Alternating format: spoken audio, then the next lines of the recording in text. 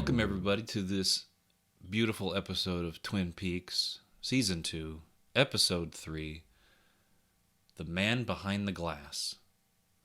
And in our last episode, we met the little lynch boy, and that's all I really care to mention.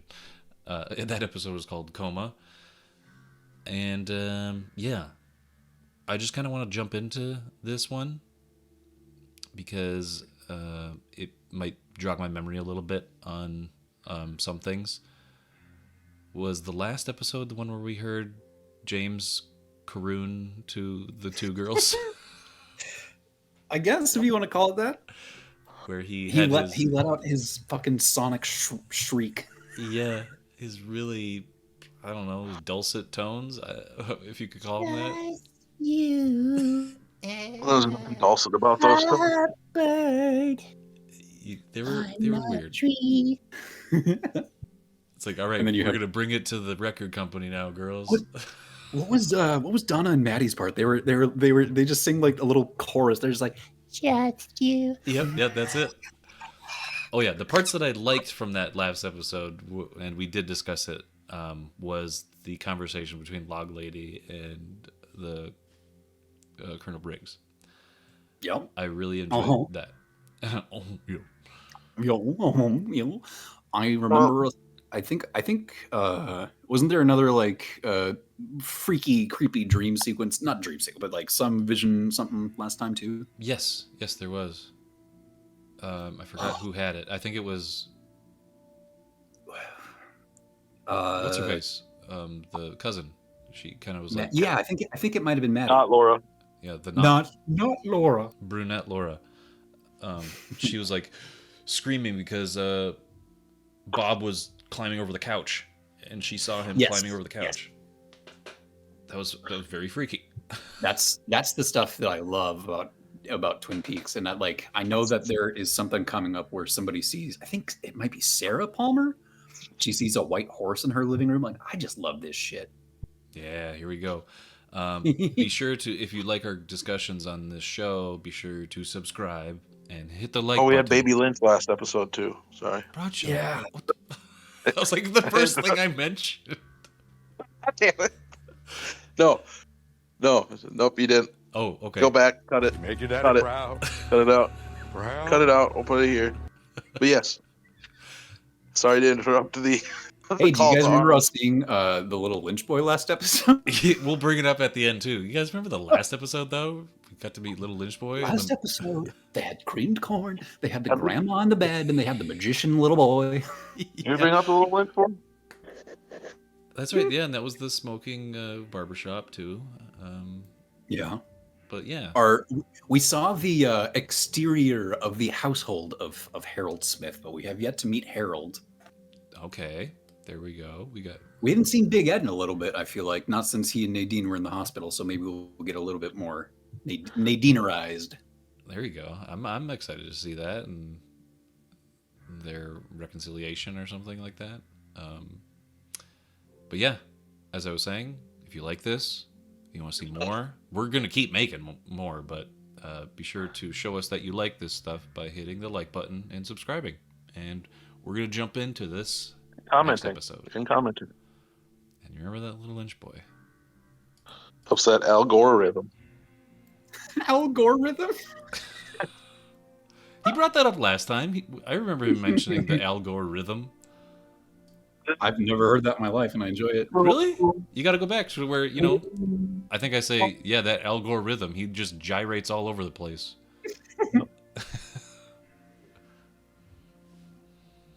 I want to be incumbent, but I can't.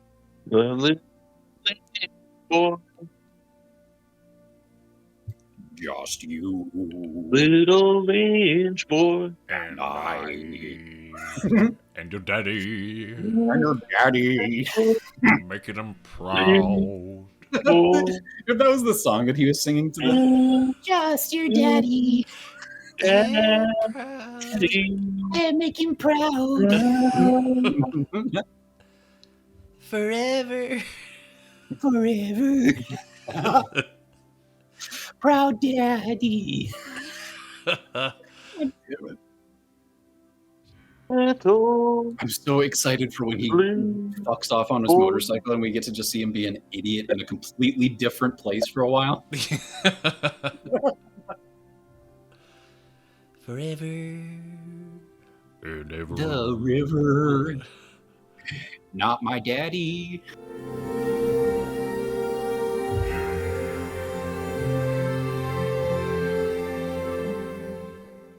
Dun, dun, dun, dun. Okay, well that was that episode, Man Behind the Glass. Yeah. What the hell was What did- that? That was what did so that have to- freaking weird. Man behind the Yeah. glass. Hmm? Yeah, who could that be Who's referring behind that glass? to?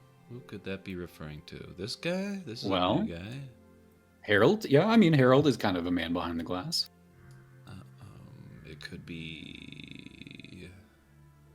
It could be Mike, Could be Mike. Yeah, Mike had a big scene in this. because he's kind of.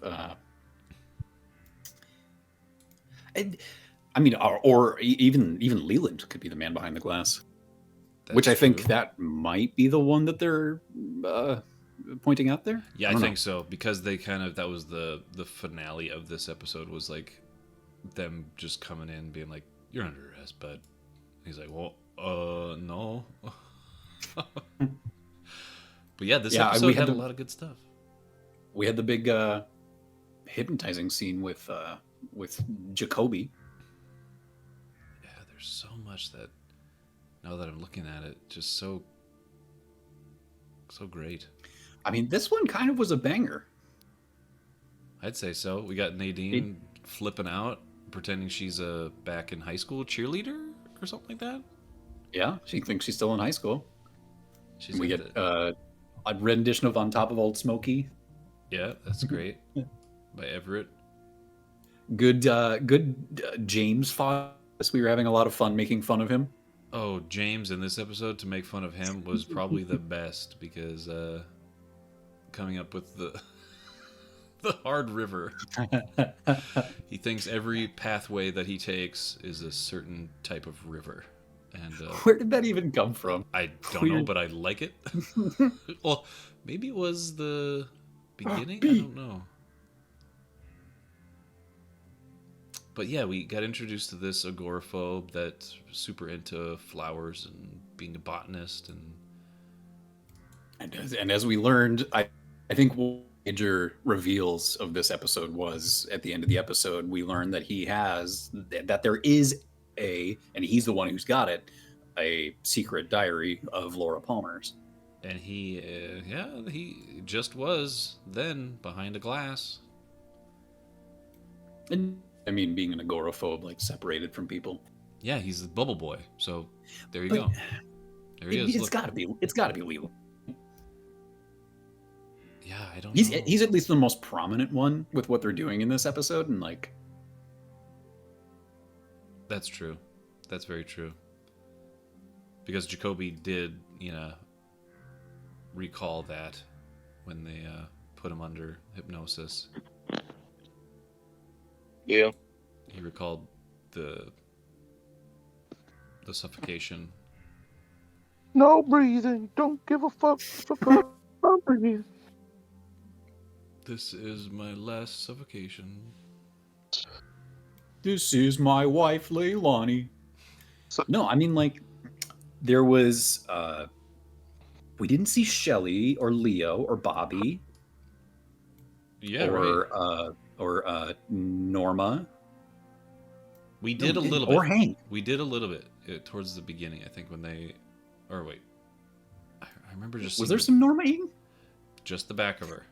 But we got like the introduction of Dick, who's going to stick around for the entire rest of the show, mind you. Like Intro that dick, dude. he stays in the retinue all the way up until the end. I mean, not until season 3, obviously, but it's crazy how like with the Miss Twin Peaks pageant, he's like spearheading that thing, so he's like straight up there until the end. I think that's supposed to be Norma back there. Enough. You're supposed to be normal. Oh, it's not. Never mind. Okay, then we But, didn't like, get one. We probably there wasn't even like a background log lady or like Toad did not make an appearance.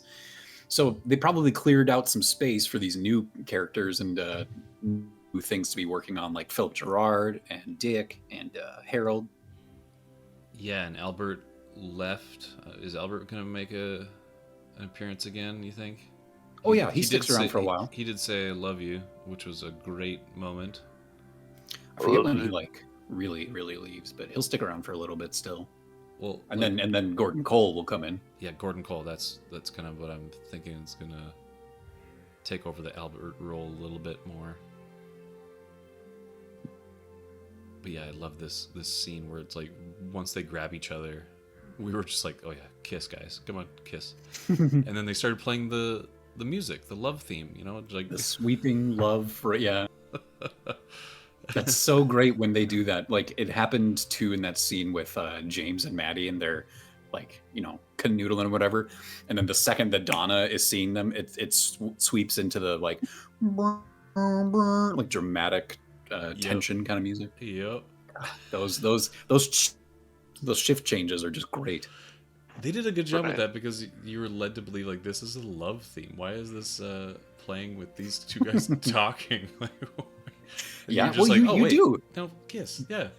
They play these pieces and they have this context that very early on, but then they were like reusing these things in completely different contexts, and you're like, what? Yeah. the bram, yeah, because do we just get bram because it's Audrey? Yeah. Yeah.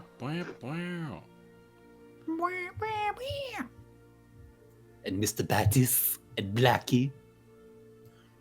Eric, every single time we are at One-Eyed Jack's, part of me is like having a headcanon that like Blackie or somebody go on and be inspired to start the Royal Flush Gang. Yeah. Michael Parks. We got Yep. Jacques. No, not Jacques. Jean, I think. Yep. Another one of those Renault. Just another one of them Renault boys. Them Renault boys is at it again, being French Canadians smuggling drugs.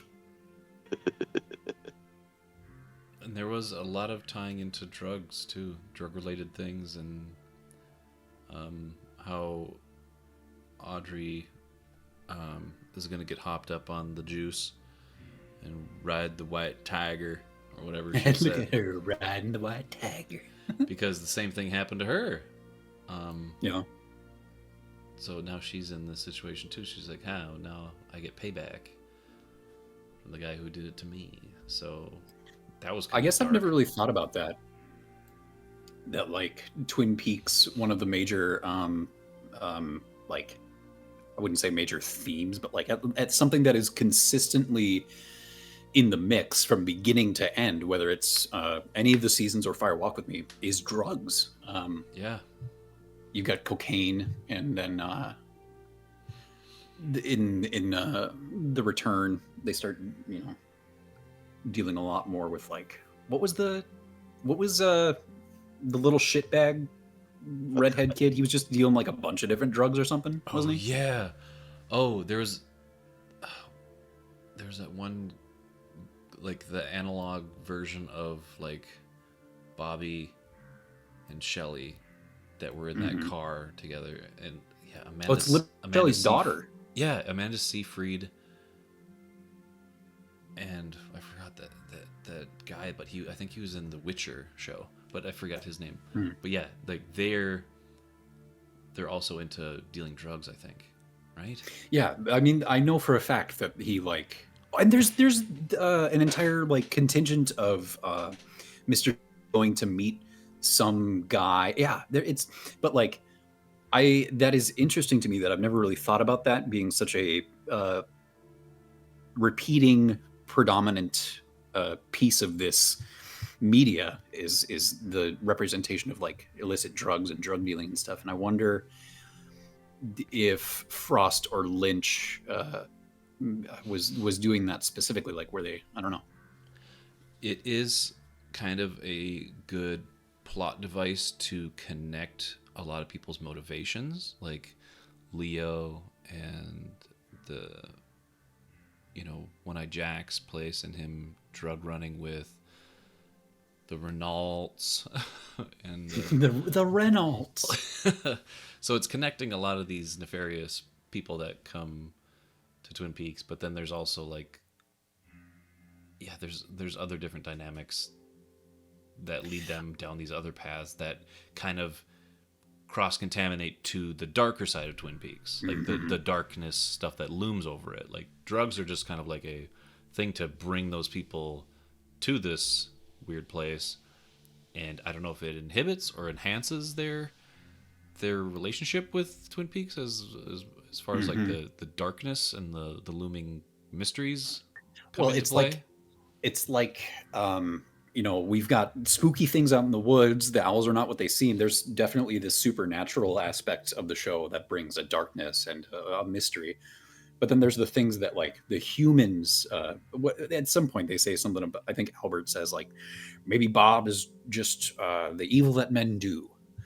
And like, what are things that are sometimes able to be, or like typically viewed as being outside of the norm or bad is like Laura. Like I think that's something that they use to bring a real world source of darkness is like, oh, Laura, she's beautiful, nice, everybody loves her, prom queen, but she's also taking a lot of drugs, apparently maybe dealing drugs, a lot of a weird, probably not okay, illicit sex, like being just like apparently just being kind of like bitchy and mean to people at some points.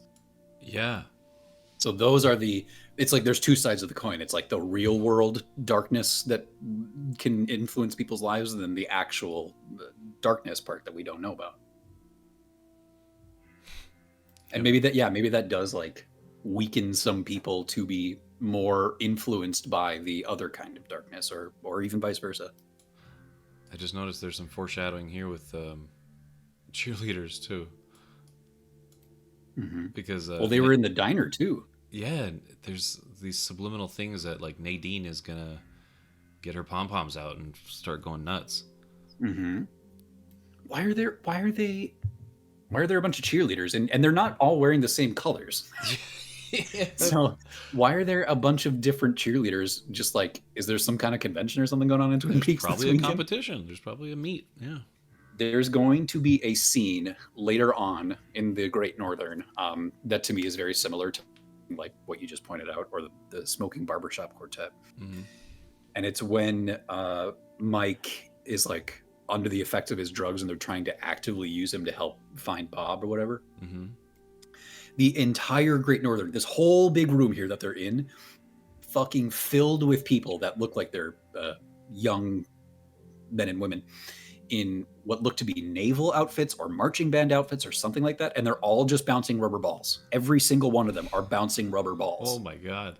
And it's like this cacophonous noise and people are moving about everywhere. And it's another one of those things where if you take a second and be like, what the fuck is happening? You can really extrapolate some weird stuff going on in this town that has nothing to do with anything. It's not dark. It's just like, that's weird. Yeah, it's just weird. Kind of like how they had the yodelers from the first season, or the when they would the Scandinavian dudes would stay up late chanting and doing their weird stuff, and Cooper had to deal with that. The people that had that weird like night tennis match where they were all bundled up and stuff too. Oh yeah, that was bizarre too. Just like, even if it wasn't in this show, it could be in any other show, or it could be something that you would see in real life. If I walked into a hotel like the Great Northern and the big lobby area was just packed with people that were all bouncing rubber balls for no seeming reason whatsoever, I would probably just leave. I'd be like, what the fuck is happening? Yeah, I'd be like, I'll come back later. They must have already set something up here. This is the strangest thing I have ever seen. But yeah, now that you mentioned that, like when you mentioned the tennis match, I thought, like if I wasn't reminded of that, I would have been like, wait, where did I see that scene from again? It's like, was that from something I saw recently?